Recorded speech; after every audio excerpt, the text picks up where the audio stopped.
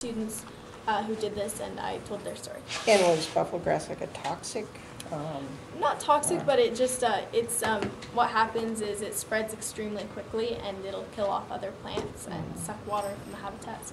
So the students actually, again, what did the students do to? So they made a rap video to help people understand what it was and why it was so important. And then they created a Facebook page to get people really involved. Okay. And how old are the students, or what? They were middle school, I believe, 8th grade.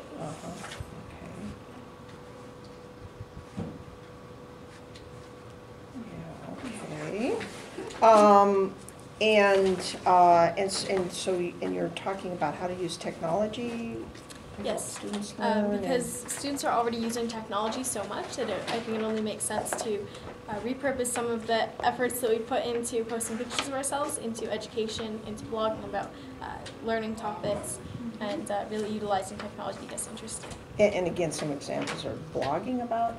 Blogging, yeah, so blogging makes great projects. So maybe your project would be choose a topic you're interested in, learn everything you can about it, and then share that knowledge with others. And some other examples of some technology that teachers might be able to use? Well, a lot of teachers use interactive whiteboards, so to make presentations more interactive. Also allowing students to teach, for students to make presentations and share what they know. I think that's excellent to let the student be in the role of the teacher. And so they'd find out, learn about a topic or research a topic. Yep. And then actually stand up and teach the class. How did you get into teaching teachers, or what kind of things, what kind of conferences do you go to, or where do you teach, or how did you begin getting into doing this kind of thing? Well, it started with when I was actually around 5, and I was really into reading. I thought that every other kid loved to read and write. And so when I found out there were kids who didn't like to read, then I said, well, I'm going to change that. And I was very 5-year-old about it. I was just going to do it. And so I started going to elementary schools with a big box of stuffed animals and writing stories together with the students. And elementary schools in Edmond, or? Elementary schools in Redmond, yeah. Okay. And you actually talk to students your age? Or? Yes, I would give maybe a big assembly presentation or go to a classroom, and that was how it got started. And then from there I went to conferences where I would speak about reading and writing, and today my issues are not only that but also education technology and really getting students to have a voice in education decisions. And you've written books, is that right? Yes, everybody's, don't hand over. Yes, these are my books. Flying Fingers is my first book. And then... and is that about? It's short stories, yes, reading and writing. So short stories, and one of the things with Flying Fingers also, that I don't know if any of you noticed, but it has vocabulary lists. Because I saw that. That's I good. love using really big vocabulary words sometimes in my stories, but I was always very frustrated when reading that I would have to flip back with glossary. So it's really designed as a teaching tool. And tips, yes. My second book, Dancing Fingers, it's poetry. I co-authored it with my sister, Adriana. So Flying Fingers and Dancing Fingers. My mom was really big on the fingers. Actually, she wanted me to name my third book Talking Fingers, but I thought that was a terrible mental image. So. Now, is this designed to teach reading or writing or both? Or it's, I wouldn't say it's designed to teach reading because I don't know the alphabet and stuff, but it's designed to make it more approachable, to make it very easy for students to see, here's how I go about creating a story. It's not just something up in the clouds, very theoretical. I can just come up with a character and come up with an idea. And what age group is this geared for? It's geared for, I would say, anywhere between 7 to adults, because adults can look at it as tips for parents and teachers. And so it's designed to help students learn to write? And yes. Okay. Good. And now, what year in school are you now? I'm in 9th grade. Okay. I skipped 2 grades though. So okay. And are you, you're in school in Redmond, or? Yes, I go to an online public school part-time, so I take my course online, that lets me travel, and then also last semester I took some classes at my local school, and I'm going to do that next year as well. Some in-class classes? Yes, at regular school. Okay. And what are your interests? What are the kinds of things that really, are there topics that you're particularly interested in? Aside from writing and reading, I love to, history is a huge passion of mine, and do you mean like sports or hobbies? Or Yeah, sure. Okay, I'm being couch potato. I think biking is, I'm not a great biker, but biking is definitely a favorite sport, and then hiking as well, since the area has a lot of nice mountains and stuff. So, yeah. Good. Okay. And what would you like to do when you'd like to go to college, I'm sure? What would you like to major in, do you know? Or? I'm not sure yet. I'm hoping to do maybe a double major or a triple major, because I can't focus. But I'm really interested in so many stuff, history, language arts, education, journalism, all these different things. So I would probably have to study a lot of stuff. Mm-hmm. What would you like to do eventually in your career, as a career? I'm very interested in teaching, but also having an impact in education. So maybe teaching, and also I'm a little ambitious, but it would be awesome to be Secretary of Education. That would involve having to know who would be president though. So I would say definitely education and writing. I think I'll be doing that lifelong. Let's see. And so you've traveled all over the country speaking to the Yes, world. fair amount, What yeah. kinds of things have you done recently? I just went to Switzerland to speak to an audience of television broadcasters, and that's recent. And then also I was in Dubai recently as well. And what did you do in Dubai? It was the Education Without Borders conference. So Education Without Borders is a conference that brings together world leaders and teachers, university students to talk about education topics. Yeah, so teachers from all over, and more of a student. More university, so professors, I guess, and Kind of students. future leaders type of thing. Yep. Okay. And again, I don't want to interrupt your. Why don't you just kind of I'm start sitting working here. with I'll sit or right here. just How's do what that? you're going to Okay. do, and I'll just Okay. sit in and take some notes if you guys Great. don't mind. Okay, well, sorry for the, I was doing an interview, so thank you all very much for coming here. I know that there are a lot of amazing sessions, so thank you very much. Because we don't have a whole lot of people, I'm not going to do a PowerPoint. Honestly, I didn't prepare one, but because I was thinking that it could be more of a questions and answers and also a discussion. But first I need to know what subjects you teach, because I come from more of like a writing and history background, so if I need you to teach math, I'll have to stretch my brain a little bit, but what grades do you teach? I know you teach second grade. Mm-hmm. Anybody else? First grade. First grade? Title 1. Title 1? Third. Third. Okay, so I guess I'm going to start a little bit with writing and my own experiences. I did start, probably some of you heard, I did start by going to local elementary schools and having my box of stuffed animals to speak with students. But one of the things I found in my own experience learning writing is that it can be incredibly challenging when I read about, okay, so you need to write a persuasive essay, and this is what a persuasive essay is, now here's your assignment. That feels sometimes like too big of a jump for me. In writing, it's okay because I'm good with that, but in math, for instance, if it's, okay, here's the topic, now go and do these problems, it's sometimes extremely confusing to me. So I have some amount of empathy for other students who can get a little stuck on their assignments. So what I try to do in my presentations is add another step in between the explaining the topic and the assignment, go do it yourself.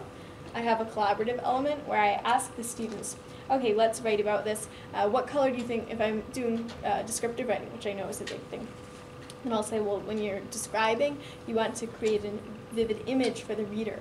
So let's practice by describing this treehouse. We're going to go from this original sentence, the treehouse is nice, the treehouse is big, and let's see if we can make this descriptive. So then I get the students to talk about what color is the treehouse and what does it smell like and how do you feel as you walk in, and they've been able to create some really amazing things. We've gotten big, giant tree houses made of swirly polka dots that are purple and brown and all kinds of lovely colors, and they really stretch their imagination when it comes to what's inside and how you get there. So a lot of times that collaborative element where where everybody has a part in writing it, where they can see the process from here's point A and here's point B come alive through their suggestions and the writing process, I think that's amazing for them to be able to see that. Because I've seen with math, when I have problems, I can look up a video online where somebody is showing me step by step how to do it. But there's not that much of that for writing. And so by adding that collaborative part, I hope to kind of bridge that gap.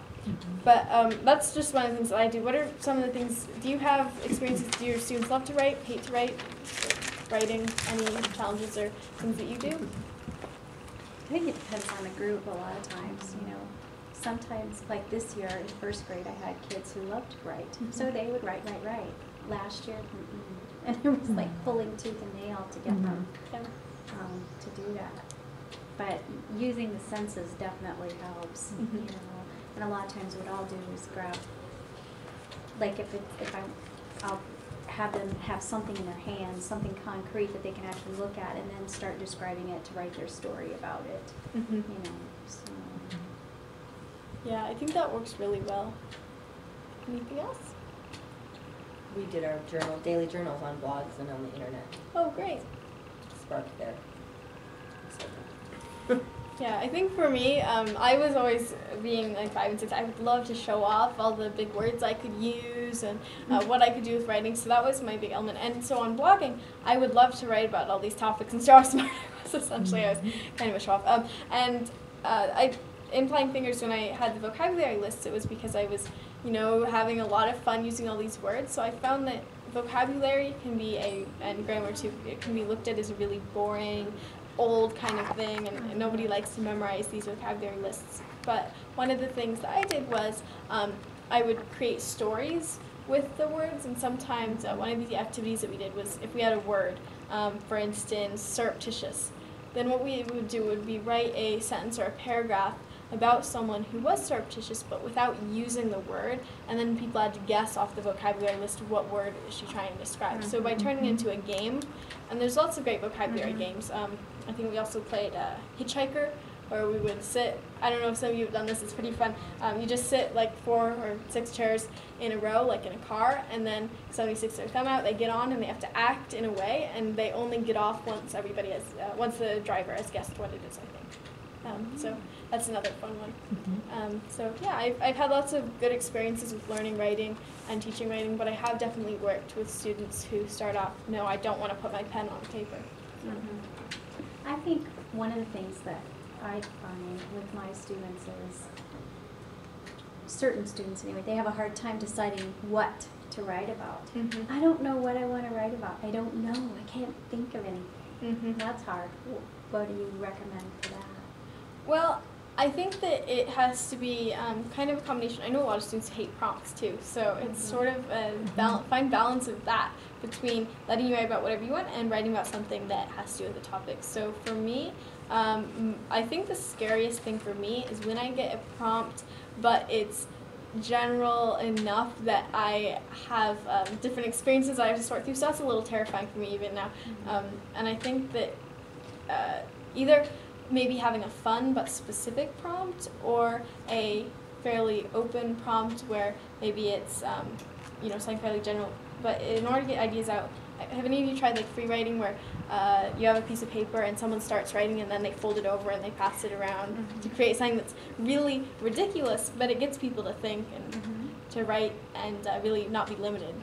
You talk about the personal narrative. You have the similar situation. They don't know what to write, and you have them discuss about the personal life. What kind of story you can share that? Actually, one of the things that I teach is personal narrative, because I know it comes up on a lot of tests. You know, talk about a time you were brave and stuff, and that is the kind of prompt that is really scary to a lot of kids, because it's, oh, my life is so boring, nothing happens. So how you turn a seemingly ordinary event into something that's interesting without making things up, but just using tools of writing. A lot of students feel, oh wow, this is magic, because suddenly they see something which seems so ordinary by using some suspense and maybe a rhetorical question or something like that. And I don't think, even though, let's say rhetorical questions, it seems like a big concept, but I think that even I started learning about like scenarios, rhetorical questions, and how to write a good piece. It's good to start when students don't have kind of preconceived fear about those things. Once you get to middle school, when you start talking about essays, people have already heard from their older brothers, sisters, essays, I hate doing this research project, so they have that built-in notion. But by starting talking about some of these concepts that we think of as like high school or middle school level, even early, like in elementary school, it gets students to be aware and really interested, I think. I think some of the hard part for some of these kids with writing is they're so afraid they're going to be wrong. They're afraid to even take a chance on even a basic sentence because they're afraid they're going to be wrong, or it won't be good enough, or it won't be the right thing, so they're afraid to even try. Yeah, and that's where I think I emphasize, especially when you're in first or second grade. I guess when you're in third or fourth, spelling becomes very important. But when I first started out, my parents were all, no, you don't spell didn't this way. It's with a D-I-D-N-T. That was my first one. I always spelled she didn't do that with a D-I-N-T. But they didn't correct me right offhand and point out my grammar and my spelling, which was probably terrible at the time. They just said, oh, that's a beautiful story, and gave me some comments, and then they would give me some, maybe some constructive criticism. But it was never, okay, let's look at your errors first, and circle this in red. And so by not focusing so much on the mechanics early on, by getting students to just write and write and write and write, I think that that's helpful. One thing, and I don't know, I'm trying to think of how this could be a state standards, but if that's a concern, but one of the things that I did that I love to do was make menus, and so that actually this would be good for maybe descriptive writing, for descriptive writing. Ask students to maybe look at a example menu and see what do these different dishes have in common. Look at the words they're using: succulent, sweet Chinese chicken, and then honey glazed, and see what do these have in common. Well, they're describing it. They're using descriptive words. Now you go ahead, you make a menu, you decide what food is on it, and whoever makes it sound the best, who uses the most descriptive words and creates the best image, their menu wins, or something like that. You don't have to necessarily make it competitive, but by having this kind of almost real life thing, by getting students to analyze something that they see pretty often, a restaurant menu, and see, well, how do they make you want to eat this? They use these descriptive words. They create an image in your head of what it is. So you try to do that. And it really works with menus, with a lot of different things. And when I'm introducing students to new concepts like persuasive writing, I try to use real-world examples like advertisements. Let's look at this advertisement. How is it using persuasive writing? And that really makes a connection for students so it doesn't seem so abstract. As far as for the elementary school age, what kind of writing projects do you usually do? Is it more fiction? Are there any like articles, reports? What sort of projects usually are assignments? I'd say mostly personal narratives. I mean, at least at my age, it's not usually articles or things like that, because they don't really understand what an article is. Yes. But I don't know what else. I know a little bit of poetry.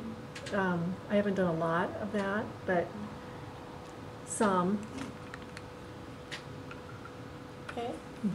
Great. So personal narrative. Yeah, I think personal narrative is a really good part for, especially when you're, or at least me, I don't know about all kids, but when I was 6, I would love to tell everybody what just happened to me and tell stories. And even today, I'm the family blabbermouth pretty much. So my mom is nodding knowingly. Yes, I'll be watching world news and I'll be like, this happened today, and tell everybody. But I think that at that age, especially capitalizing on the what happened, this just happened, all that really attitude is important. Probably I can add something is for younger children, that's how I get my 2 kids writing, a lot writing, and start telling stories. Because every kids, I have not met any kid that doesn't want to tell a story. Yeah. But to show them how do you transfer from telling a story to written words. Right. To show them it's not that scary. And so what we did initially is like they would tell a story, we would write it because they were not able to write. So show them actually you can put the oral words into written format. So once you show them a couple times, you say, oh, okay, this is how you do it. And then it's not that hard because anybody can tell a story, but doesn't mean every child believe they can write it down. Yes. Yeah, on the- Right, exactly. On the collaborative note as well, I think, and this is an idea, I haven't tried this, so I wouldn't know if it worked, but maybe getting people to write down a story in just a couple words on a piece of paper, throw it into a hat, and maybe pulling one out and working with the students to make it really suspenseful and exciting. Maybe on Microsoft Word you might open up a document and tell the story, but work with the students to tell it in an exciting way, to add details, because that's where a lot of students fall short. They're like, I went to the beach, and that's it.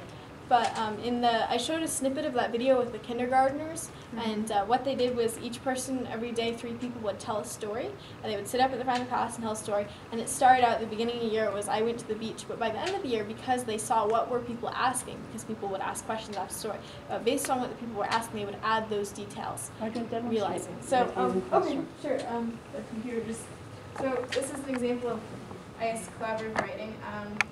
I'll try it. So one of the collaborative writing exercises I have is, so a lot of people have had the experience of having to pick between different flavors of ice cream.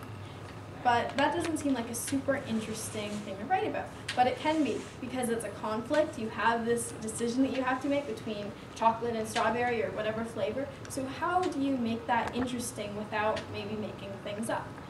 So you might use suspense, not telling people what happened at the very beginning. So not, I went to the store to buy ice cream and I chose chocolate. You might describe the process, how you were thinking, and how good each one looked, so that people understand how hard it was to make the decision for you. So by taking this simple thing, making a decision between different types of ice cream, I could write my personal narrative, or my start from personal narrative. So I might go through students and let's write about how big is a container of ice cream? Is it like a pint or a quart? It could be like either one, pints, quarts, I'm gallons. terrible with those. That's what I need to review. But a pint of ice cream set innocently on the I guess on the freezer shelf. But it looked.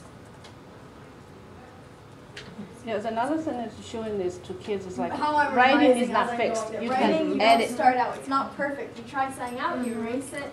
It's a little easier to erase when you're typing, but that even though I've written things, I'm still struggling with this. I'm still trying out things.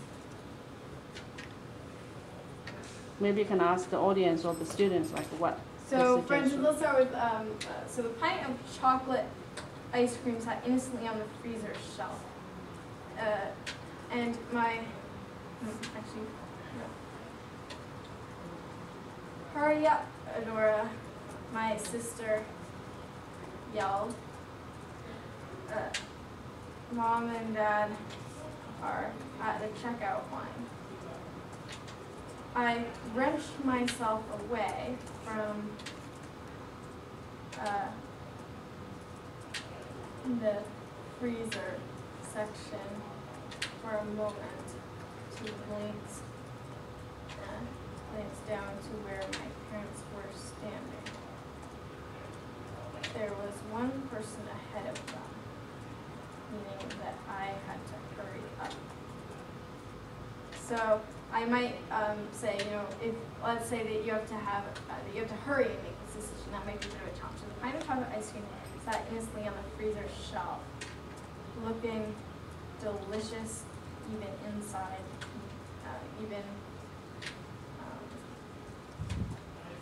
I could imagine how delicious it would taste fresh out of the car. Sides a little melted after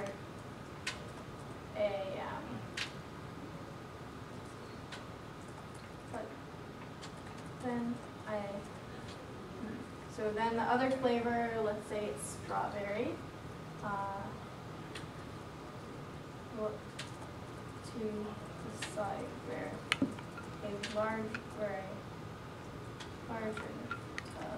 ice cream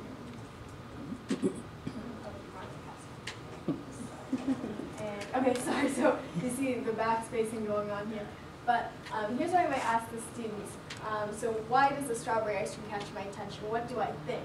And why am I going in and describing how I would feel? Because by describing how good each one sounds, that I'm making sure that the reader understands how hard it is to make the decision between the two. So I'm really tempted by the chocolate, but then by the strawberry. This side, and noticed I opened the freezer door to grab the chocolate. Then I looked inside and noticed another tub of ice cream. Strawberry Cheesecake? Strawberry cheesecake. All right. My heart. Oh, maybe not. And maybe I just I stood there, frozen like the ice cream. Okay, that's too cheesy of a metaphor or a simile. Actually, this would be a good thought to say, like, what is this? This is a simile if you want to incorporate that. I don't know if you talk about similes yet, but I stood there frozen like the ice cream I was trying to buy, and weighed the two flavors in my mind. Cool, sweet, strawberry, rich. You're going to ask the audience. Descriptive Yeah. word for Creamy chocolate. Hurry up, shouted my sister. I would have to think fast. I grabbed and here's where I might ask the students, okay, so which one did you grab? And so this is a good example of, getting audience input. Actually, this I would usually ask more questions. Sorry, just because I'm turning around and stuff.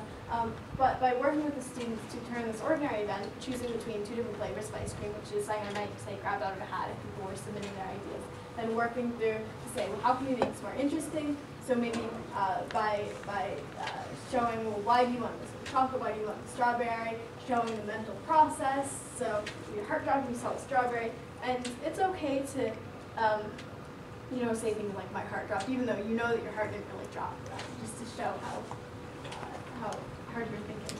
So I grabbed the chocolate and ran. Okay, maybe it could have a better ending. But by working through really quickly with something simple and saying, here's how you make it exciting, you show how good each of the flavors are, you have this kind of element of tension with the sister saying, hurry up. And you can do this with something that happens every day, like choosing between two different flavors of ice cream. And well, obviously I've had experiences like that. That's not an exact representation of it, but using an example, then you can obviously show something that would be representative of personal narrative. Maybe didn't happen necessarily to you just like that. But for personal narrative, I think showing that everybody has something that's happened to them where they've had a challenge or where they had to make a choice, that we all have times like that. And it could be something, it doesn't have to be that you're standing on the edge of a cliff and you have to save your dog who's like almost about to fall down or something. It doesn't have to be that dramatic. It can be very simple. And one thing that's a good idea is maybe showing some examples of funny personal narratives that are about something very simple. That's how I actually got into personal narratives, was because I read these really hilarious things that people had written, whether on blogs or in books. I'm trying to think of some good examples, but I think that by sharing with students, here's what a finished, a really funny personal narrative looks like, that can be a good idea. So would you do what you just did, would you do that in a classroom and type it out like that to show them the I think process? so. Maybe if I were in the classroom, I might get more input as I was going along, because it might be hard to just watch somebody. But definitely seeing the writing process, I think, is important for students to show. And that would be the collaborative? Yes. Okay. Collaborative writing. So that's personal narrative. The one I would say I'm a little better at is the descriptive writing, because that one allows you, if you have, say, a tree house, then you can just add so many different sparkles to it. Students are great at throwing out what color is it, how big is it, what is a better word we could use for big that describes it better. So students are very good with, they have ideas, but sometimes if they have to go it all alone, it's more intimidating. So That's my experience. Yeah, I think my observation, she does this writing actually with students every day when she does the video conference. It's really effective. A lot of times writing is taught by telling people rules versus the examples. I think sometimes that really intimidate kids because you have to remember all the rules. It's like, I got lost. Yep. If you show the example and then show how words and ideas come to life, and I think it's more effective. Because I find that, like, when I was learning grammar, I hated grammar. And this is from someone who likes to write. So it was just very much, oh, you know, I already know this is common sense, but also this is so boring. I'm not doing actual writing. So by, instead of just starting off, and I know that it's a lot of people start with rules or structure because it makes it, because it's like a guideline. So for instance, when you do a persuasive essay, you start, well, here's the structure, this is the introduction, but sometimes by starting like that, you can turn kids off to the whole creative side of it. Like with poems is another thing. A lot of times I see it starting off with, okay, so this type of poem has this many syllables, and this type of poem is called this, and we're going to do this many lines. And if you want to get kids to be really into writing poetry, I think it's better to start with just writing like a free verse poem or maybe a couple rhymes here and there. You might like read a really funny poem and then just write one together, and then you can talk about like here's the structure and experiment with that, because if you start off with the structure, then it's working inside of a box. As far as, I guess this is, I think that working with elementary school kids is a really fun experience because in my experience anyway, not only do I see them raise their hands more and be more vocal, but also when I work with 9th and 10th graders, it's always, if they hear the word essay or if they hear the word poetry, they have all the negative connotations that have come from either bad experiences or having older brothers or sisters who are complaining about it. So I think that work with elementary school kids is amazing. So we talked about collaborative writing, talked about personal narrative, a little bit about poetry. Are there any other kinds of topics within writing that you study with elementary school? Like tall tales.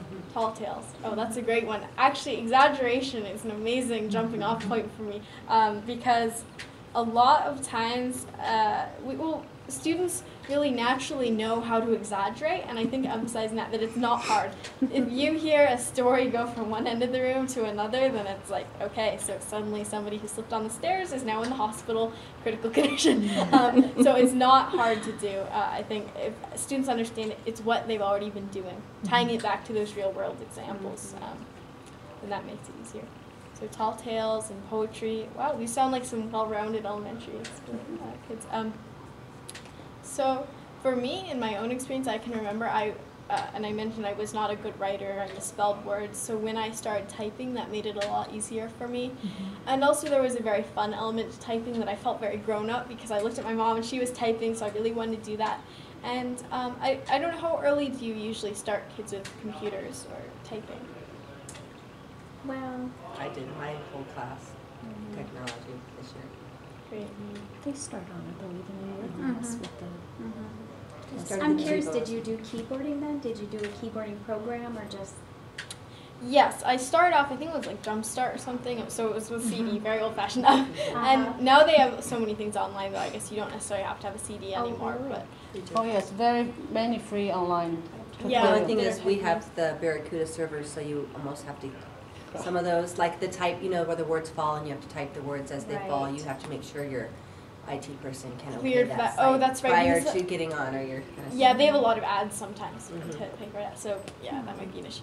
I guess that's where the CDs are This is better. my experience teaching my kids how to type is like get them the basic, but then if you get them chatting and they have to catch up with the conversation, they I know, naturally become she very had a fast. weird way of teaching us That's a typing. good, yeah, Right, because if definitely. you just drill them, they lose interest. They do. Yeah, so you kind of back and forth. Learn some basic and then get the real life Probably typing, the first and mom then who actually come back. wanted her kids to start chatting on Instant Messenger.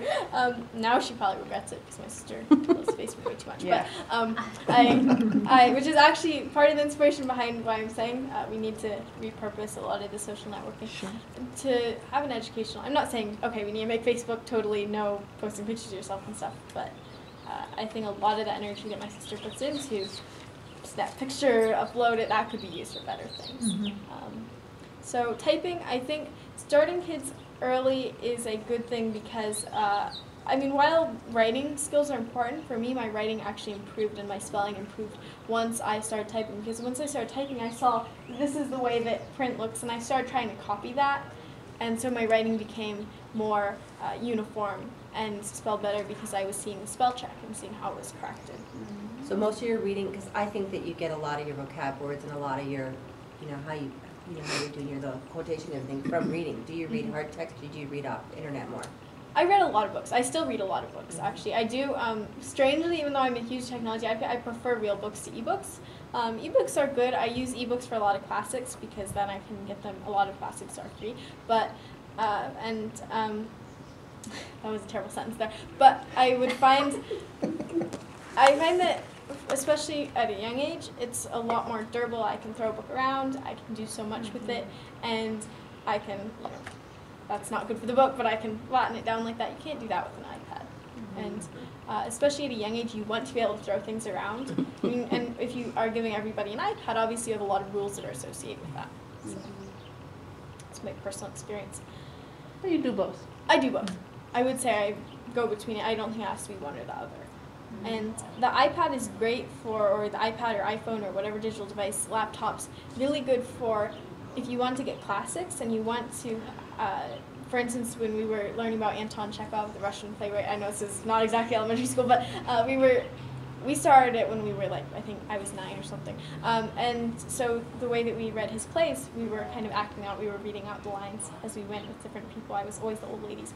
And it was on the computer from Project Gutenberg, which does a lot of the free classics, so that's a good resource. So writing, I know it's been talking a lot about writing, but what about social studies? At the elementary school level, how much do you cover usually with history? No, in 6th grade we do ancient cultures. 6th grade. Ancient India, ancient China, ancient Rome, ancient Greece. Okay. What's being done? Ancient cultures. So how do you teach that usually? Sometimes you set up a simulation. It's just going according to the book. I usually just teach the science, but I've taught the social studies a couple years now. So usually starting off with a question